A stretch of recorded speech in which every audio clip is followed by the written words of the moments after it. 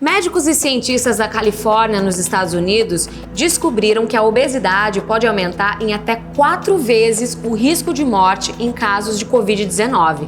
Por isso, a gente vai falar agora sobre obesidade com o Dr. Paulo Cruz, que é endocrinologista, a Raniele Rangel, que é psicóloga, e a Luana Salles, que é enfermeira NEL e do esporte. Lembrando que nós estamos aqui mantendo o distanciamento e respeitando os protocolos de segurança. Bom dia, gente, tudo bom? Bom dia. Tudo bem. Por que a obesidade é um fator de risco para a Covid-19? O paciente com obesidade, ele tem um risco maior de ter outras doenças associadas, como hipertensão, diabetes, doença cardiovascular. A obesidade causa uma certa disfunção de alguns órgãos, como coração, pulmão, rins, fígado. Então, o indivíduo que adquire uma infecção grave, com essas disfunções prévias, eles têm um maior risco de evoluir para uma falência desses órgãos. Além disso, o indivíduo obeso, ele tem uma maior pressão intraabdominal e isso dificulta a expansão do pulmão, dificulta a ele de respirar. Além disso, tem maior risco de tromboses, eles têm uma resposta inflamatória exacerbada, causando uma desregulação do sistema imunológico, ao sistema de defesa da gente.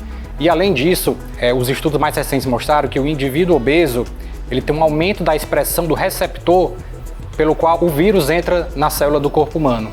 O que faz uma pessoa ser obesa? Não existe uma causa específica, são vários fatores que se juntam. Existe uma facilidade de consumo de alimentos processados, que são alimentos ricos em gordura, açúcar, sódio. Além disso, as pessoas hoje em dia fazem menos atividade física do que costumava fazer antes. Fatores psicológicos, ansiedade, transtornos de humor podem estar associados também com excesso de peso. A qualidade do sono, pessoas que dormem mal, que dormem menos, têm uma tendência maior à obesidade. A questão de algumas medicações que são utilizadas cronicamente por algumas pessoas podem facilitar de engordar. Quando você para de fumar, isso também tende a aumentar o peso. Como foi a gravidez da nossa mãe, se a nossa mãe engordou muito, se ela teve diabetes na gravidez, tudo isso acarreta predição futura para a obesidade. E aí, como é que funciona a questão da saúde mental? Relação, saúde mental e obesidade, Raniele? Então, até puxando um gancho da fala do Dr. Paulo, né?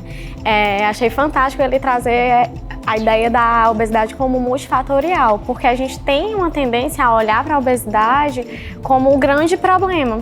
Só que antes desse grande problema aparecer, existem outros fatores que estão ali sustentando esse problema.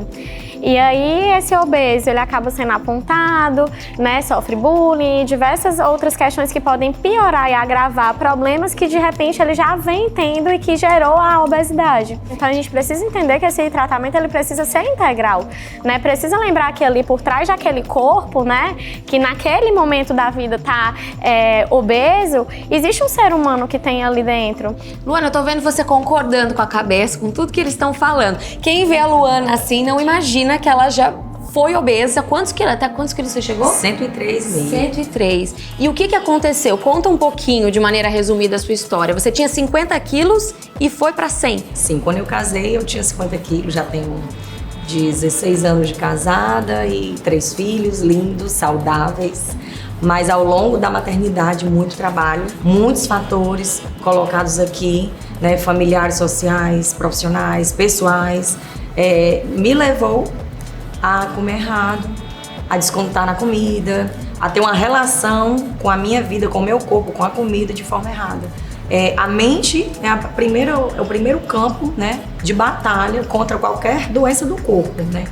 E isso veio agora, já muitos anos de luta contra a obesidade, né? Mas eu também não tinha apoio, né? E o apoio familiar é muito importante, o apoio de dentro de casa é muito importante, as pessoas com quem você convive é importante, aquilo que você escolhe ver, escutar. Mas eu me amo, como é que tá o meu padrão?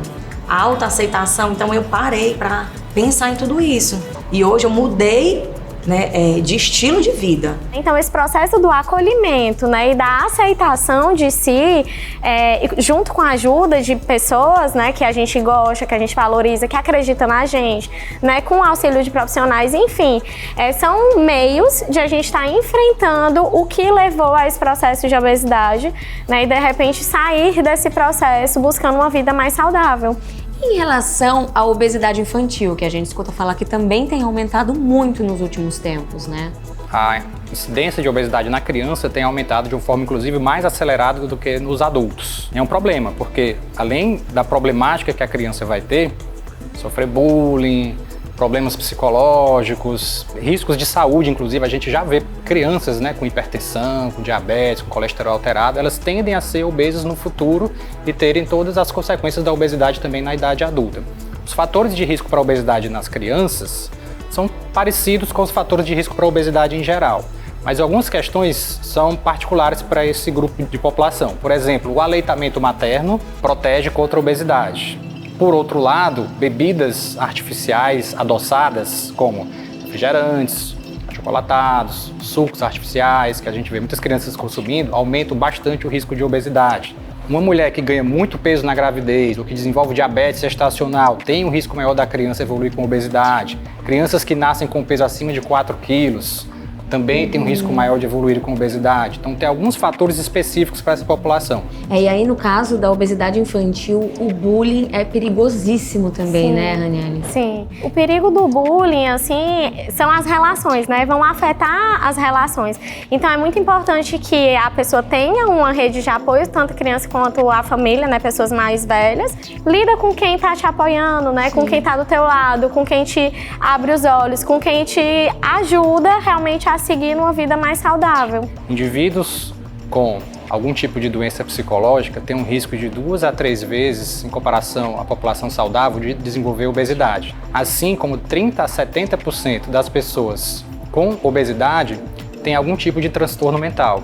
Transtorno de humor, que pode ser depressão, transtorno bipolar, ansiedade, transtorno de personalidade, associação com estresse pós-traumático, tem muita gente que desenvolve obesidade depois. Então o obeso muitas vezes ele sofre e acaba desenvolvendo outros transtornos, né, porque não está sabendo lidar com as emoções que estão por trás, porque ele prefere rejeitar. E aí eu trago a proposta que a gente aprenda a acolher mais, né, acolher mais o que se sente, o que está vindo, esse corpo, né, porque a gente só vai conseguir entrar no processo de mudança para a saúde quando a gente acolhe, quando a gente aceita que a gente é assim, que a gente chegou nesse ponto, que a gente precisa se tratar de outra forma com mais carinho e que a gente muitas vezes não vai conseguir isso só, que a gente vai precisar de ajuda. Sim.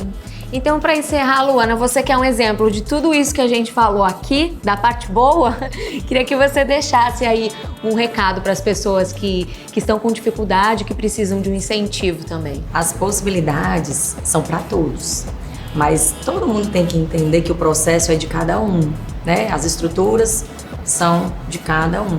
Ao procurar o profissional ou ao decidir mudar de vida, dê tempo para você, né? Siga o tempo que precisar ser. O importante é mudar de mente, o importante é entender seu corpo, é você escolher pelo melhor, né? Assim você vai poder contagiar, né, melhor as pessoas para a saúde. E no fim valeu super a pena, né? Muito a pena. Vida nova, Sim, outra vida pessoa. Nova. Outra pessoa, 59 quilos. Parabéns, viu? Obrigada. Muito obrigada, gente. Obrigada.